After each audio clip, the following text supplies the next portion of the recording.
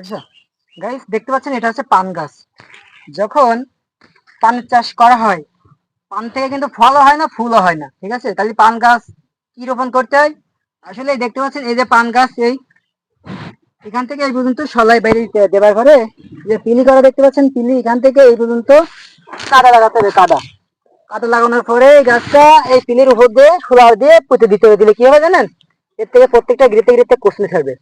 ঠিক আছে, এ কিন্তু পানের চারা হয় না, এই গাছ রোপণ করতে হয়। এই যে, আর যে পান গাছটা ভেঙে যায় সেটা কি করতে হয়? যে দেখুন, ধরুন এই পান গাছটা ভেঙে গেছে, তখন কি করতে হবে? এই গাছটা তো মেরে ফেলানো যাবে না।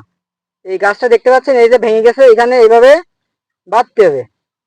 বাইদি এইভাবে দি, এই যে এই গিরি দেখতে পাচ্ছেন, এই পান, এই যে এইভাবে দেওয়ার পরে এটা এইভাবে দিলে গাছ এখান থেকে বেঁচে যাবে, অথবা এখান থেকে নতুন করে কচনি ছাড়বে। এই যে এই যে গিরি দেখতে পাচ্ছেন, প্রত্যেকটা গিরিতে গিরিতে কচনি ছেড়ে চিনি ভরে যাবে পান গাছে।